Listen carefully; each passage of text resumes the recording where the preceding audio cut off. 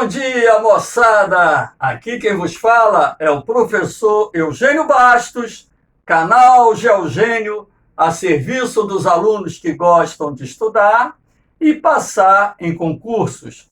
Moçada, vamos fortalecer o canal, se inscrevam no canal, dê aquele like, compartilhe o vídeo, ajude a democratizar o ensino da geografia. Valeu?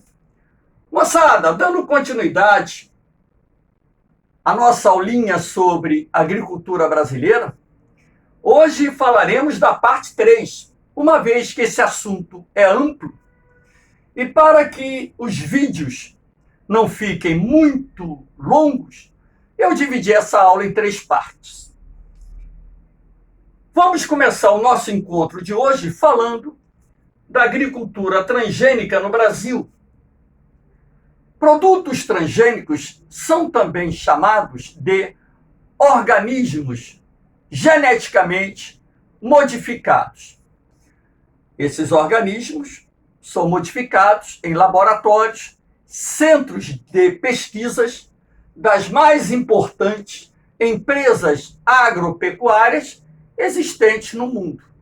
Aqui mesmo no Brasil, a Embrapa, a empresa brasileira de pesquisa agropecuária, já desenvolveu várias sementes transgênicas. A produção de alimentos transgênicos no Brasil foi regulamentada pela Lei de Biossegurança, que foi sancionada pelo presidente do Brasil em 2005. Ficando a cargo do CNT-Bio, o Conselho Nacional de Tecnologia e Biossegurança, a fiscalização, a autorização para pesquisa, produção e venda de produtos transgênicos em nosso país. Todo e qualquer alimento transgênico apresenta na sua embalagem um triângulo amarelo com a letra T, preta. Então, toda vez que vocês observarem numa embalagem um triângulo amarelo com a letra T, é porque esse alimento foi produzido a partir de produtos transgênicos. Aqui nós temos os principais produtos transgênicos cultivados no Brasil. O algodão, mais de 90%, 93%, 94% do algodão cultivado no Brasil hoje é transgênico. Temos aqui a soja, com mais de 90% hoje da soja produzida no Brasil já é transgênica. E nós temos aqui o milho, com mais de 76% da produção procedente de sementes transgênicas. O Brasil é um dos maiores produtores mundiais. Aliás, é o segundo maior produtor mundial de transgênicos, ficando atrás somente dos Estados Unidos. Vamos ver aqui, no próximo gráfico, os grandes ou os maiores produtores mundiais de transgênicos. Estados Unidos, na liderança, Brasil em segundo lugar, Canadá, Argentina, e poderia ter citado ainda a Índia, que vem se destacando, vem avançando também no cultivo de produtos transgênicos. Professor, quais são as vantagens dos produtos transgênicos? Com que objetivo foram criados? Ora, nós podemos destacar como principais aspectos positivos vinculados ao cultivo de produtos transgênicos o fato dessas lavouras serem mais resistentes às sazonalidades climáticas e às pragas. Essas lavouras crescem mais rapidamente e são mais produtivas, razão pela qual aumentam a produtividade da terra e, consequentemente, o lucro do produtor rural. Alimentos transgênicos são mais ricos em vitaminas e proteínas, portanto, podem ser mais saudáveis.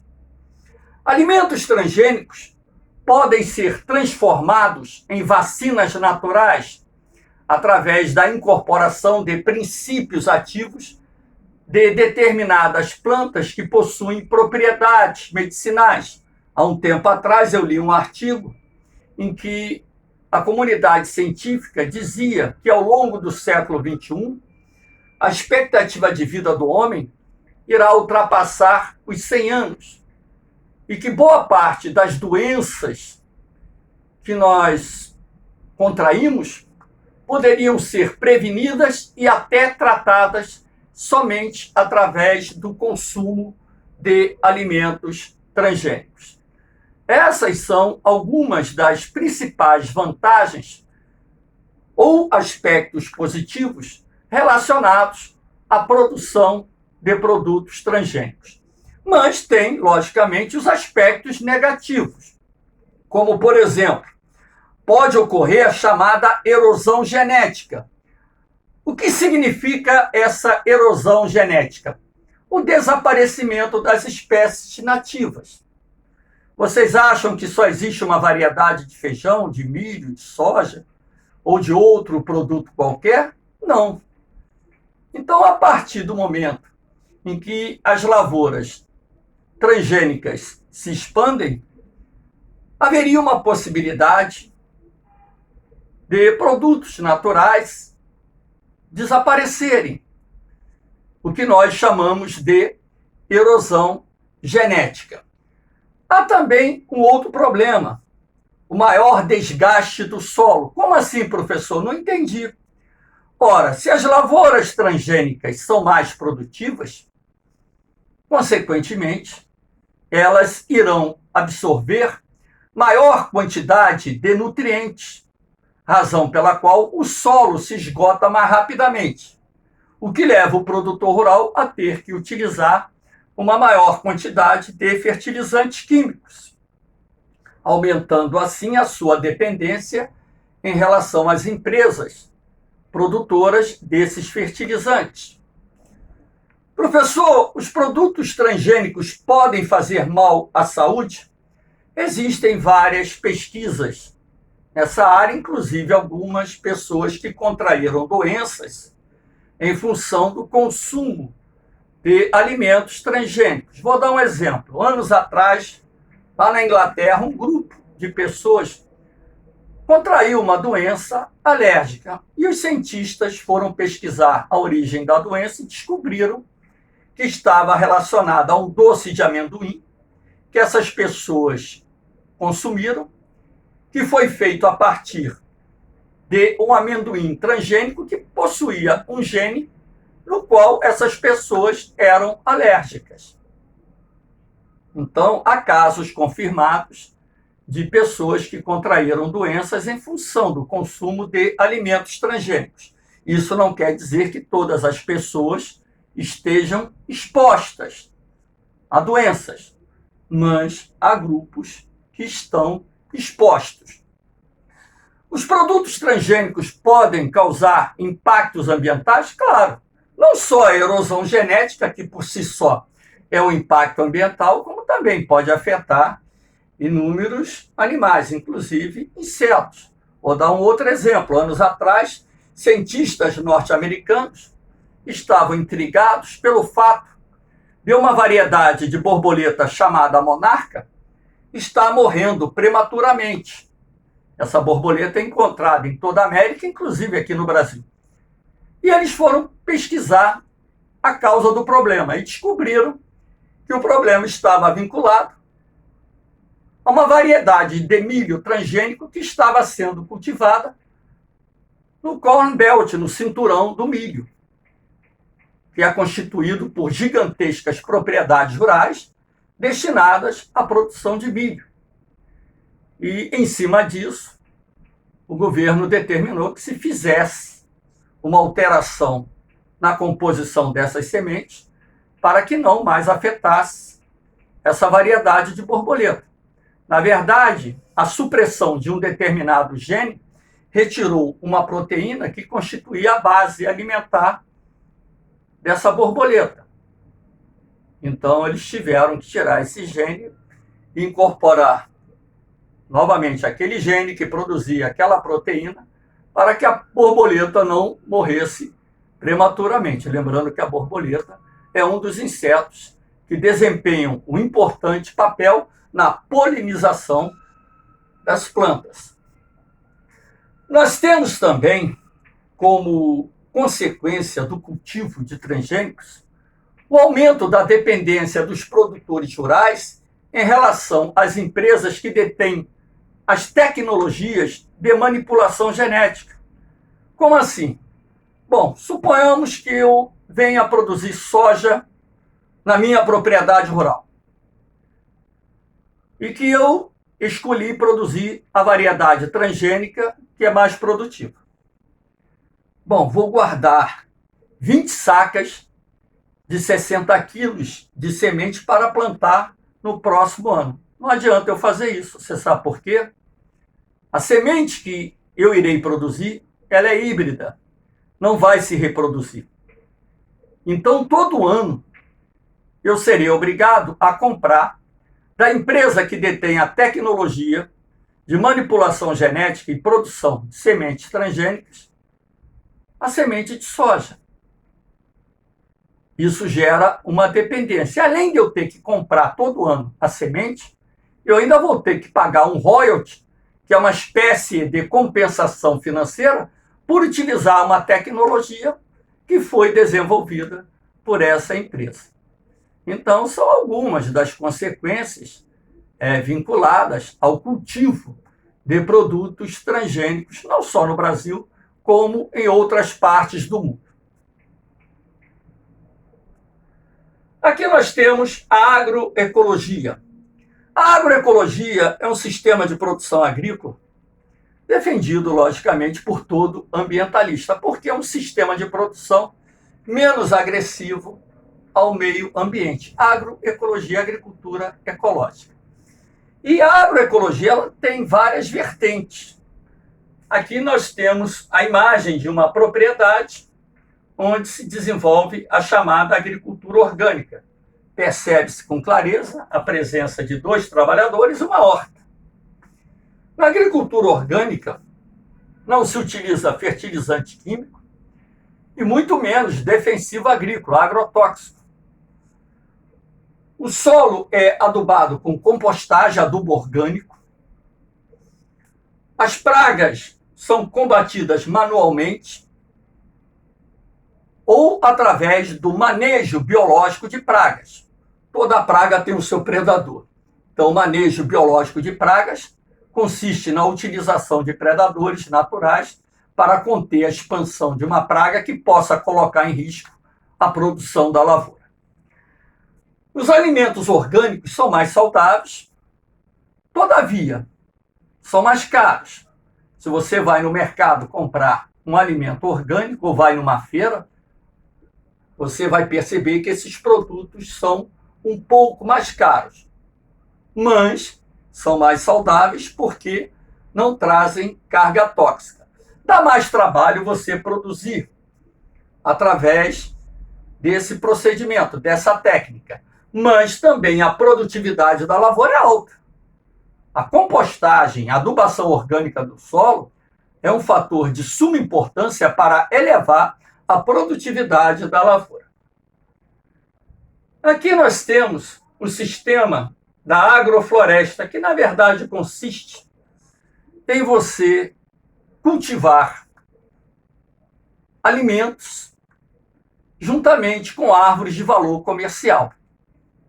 Então você vai plantar árvores de valor comercial que num determinado momento serão cortadas e a madeira será vendida. E entre as linhas de árvores, você poderá cultivar inúmeros produtos, desde legumes, verduras, até mesmo pequenas árvores frutíferas. O sistema agroflorestal é um sistema agroecológico de baixo impacto no meio ambiente. E esse sistema vem sendo progressivamente difundido no território brasileiro. Graças a Deus, está se desenvolvendo não só no Brasil, como em vários países do mundo. Aqui nós temos a agricultura sintrópica. A agricultura sintrópica nada mais é do que um sistema agroflorestal de alta eficiência. Então, na verdade, a sintropia, ou agricultura sintrópica, é um sistema organizado de produção em que há uma espécie de cooperação entre as plantas que estão sendo cultivadas. Você pode cultivar através desse sistema, que segue o princípio do modelo agroflorestal, as linhas de árvores. Você pode perceber aqui as árvores em desenvolvimento. Aqui você percebe hortaliças cultivadas entre essas linhas de árvores. Percebe-se aqui bananeira, aqui uma bananeira já bem desenvolvida, outra bananeira aqui, outra aqui, outra aqui. Entre essas árvores você tem frutíferas e tem árvores de madeira de lei. Toda a massa orgânica resultante da poda das árvores, do corte das árvores e também da colheita, ela vai ser depositada no solo para se transformar em adubo. A serrapilheira resultante dessa massa vegetal morta não só vai enriquecer o solo com nutrientes, como também vai proteger o solo da erosão laminar ou de lençol, que é a erosão que se processa na superfície do solo, que resulta não só da ação do vento, como também do escoamento superficial da água da chuva. O solo, ele, em função disso, ficará mais permeável. Por quê? Porque a concentração de organismos vivos vivendo abaixo da serrapilheira, como por exemplo a minhoca, irá criar microtúneis no solo que permitirão não só a entrada do oxigênio, como maior facilidade de infiltração da água da chuva. E por isso reduz o escoamento superficial e essa água chega com maior facilidade ao lençol subterrâneo. Além do mais, o sombreamento do solo com essa serrapilheira, com essa compostagem, irá reduzir o processo de evaporação da água, razão pela qual a demanda por água para irrigação também diminui. A produtividade da lavoura é alta e o produtor rural, dentro desse sistema de agricultura sintrópica, ele consegue ganhar dinheiro o ano todo, porque ele tem uma variedade enorme de produtos sendo cultivados na sua propriedade e ao longo do ano ele vai fornecer à feira, aos supermercados, às centrais de abastecimento, esses produtos, tirando ali um rendimento sustentável durante todo o ano. Não é como você plantar milho, por exemplo, que tem uma época específica do ano, a soja, que tem uma época específica. A monocultura, ela te dá dinheiro num curto período de tempo. A policultura, que acompanha a agricultura sintrópica, te dá dinheiro o ano todo. Então, é um modelo que também está se difundindo no Brasil. O setor agroflorestal evoluiu para a agricultura sintrópica, também chamada de permacultura, ou seja, agricultura permanente.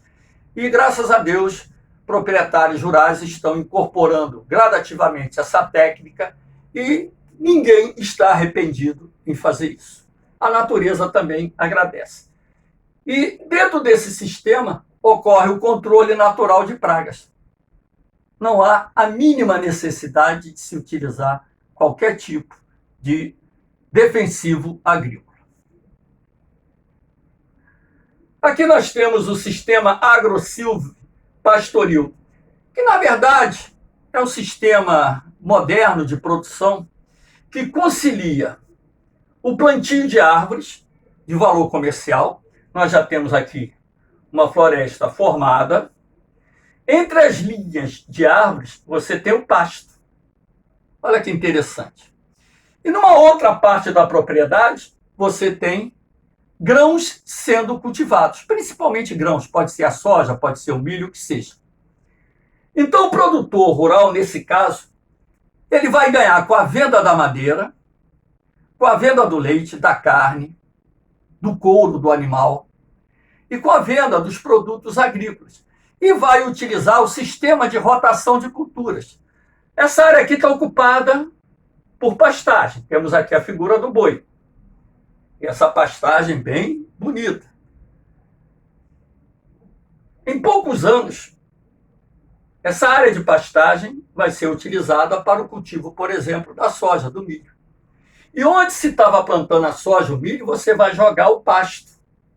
Então você pode utilizar nesse sistema a rotação de culturas. E se recomenda utilizar a rotação de culturas. O sistema agro-silvipastoril, agro de agropecuária, silvi de silvicultura, né, plantio de árvores, pastoril, plantio de pasto. Isso aqui pode ser chamado também de agri-silvio, agri de agricultura ou agro de agropecuária. Garante ao produtor rural ou o dono da terra o aumento em até 70% dos ganhos, além de reduzir a necessidade por fertilizantes químicos na propriedade. Já existem várias fazendas, inclusive áreas da Amazônia, onde esse sistema está sendo utilizado para a regeneração, recuperação de solos degradados. Aqui nós temos a chamada agricultura hidropônica, que é um sistema moderno interessante. Aqui vocês podem ver canaletas de PVC com furos redondos em cima e hortaliças cultivadas nessas canaletas. Aqui dentro circula a água com fertilizante diluído. Você pode ver aqui uma proteção dentro da propriedade que reduz a incidência dos raios solares sobre as plantas. E também essa proteção é importante para reduzir a ação do vento. E como o produto é cultivado acima do solo, a exposição a pragas diminui muito. No sistema hidropônico, não é preciso você utilizar defensivo agrícola. A produtividade é alta o ano todo. Tudo bem, o investimento inicial é caro. Você, para implementar a hidroponia na sua propriedade, vai precisar de levantar um capital relativamente alto. Mas é um investimento que se paga a curto, médio prazo. E você tem mercado garantido o ano todo, porque são hortaliças, verduras, que são cultivadas através de um sistema que não utiliza agrotóxico, razão pela qual o preço é maior no mercado. Como a produtividade é elevada, os produtores rurais acabam obtendo maiores ganhos. A hidroponia ou agricultura hidropônica tem se difundido em várias partes do mundo. Aqui nós temos o agronegócio. O Brasil é hoje um dos mais importantes produtores rurais do mundo. O Brasil é considerado um dos celeiros agrícolas do mundo. Até mesmo porque, entre os países de maior extensão territorial, sem dúvida nenhuma, o Brasil é aquele que tem a maior extensão de área cultivada, ou cultivável, perdão. Mas, professor, a Rússia não é o dobro do Brasil? É. Mas as condições naturais em boa parte do território russo são adversas à agricultura. Boa parte do território russo está na região siberiana, que é muito fria na maior parte do ano. Uma parte da Ásia Central da Rússia, muito grande, também é desértica.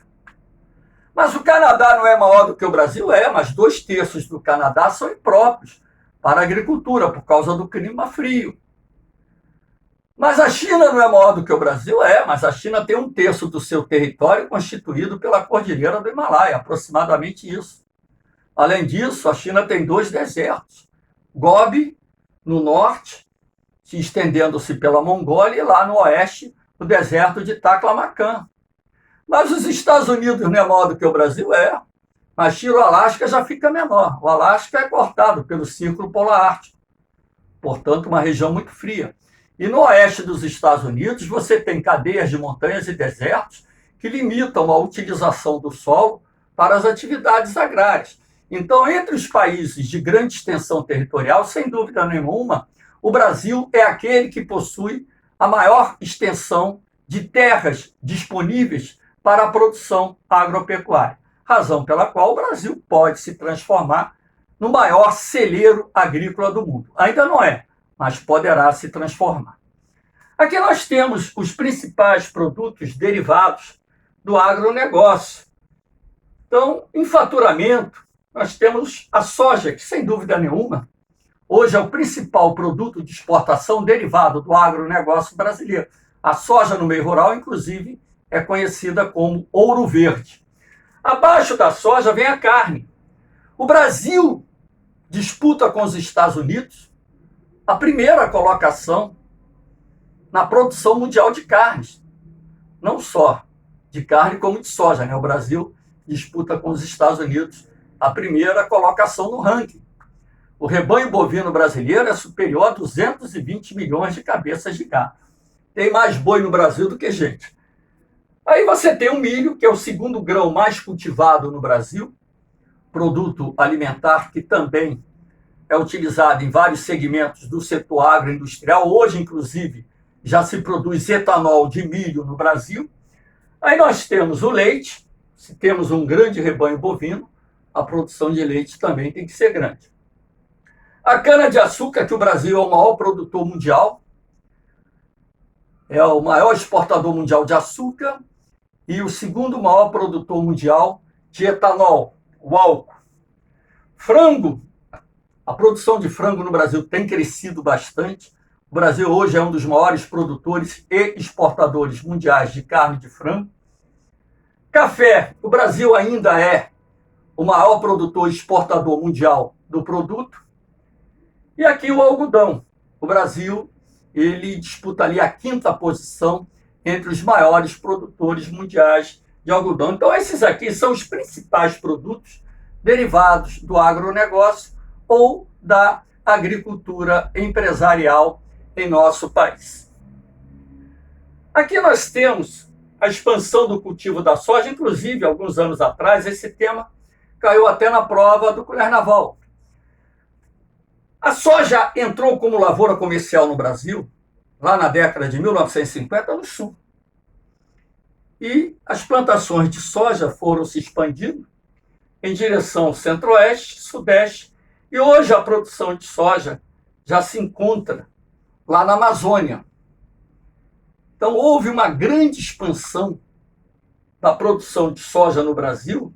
Aqui nós temos a região de Matopiba, sul do Maranhão, sul do Piauí, Tocantins e oeste da Bahia, que é considerada uma das principais áreas de expansão do agronegócio do Brasil. Essa região de Matopiba, inclusive, também já foi cobrada em prova, em concursos.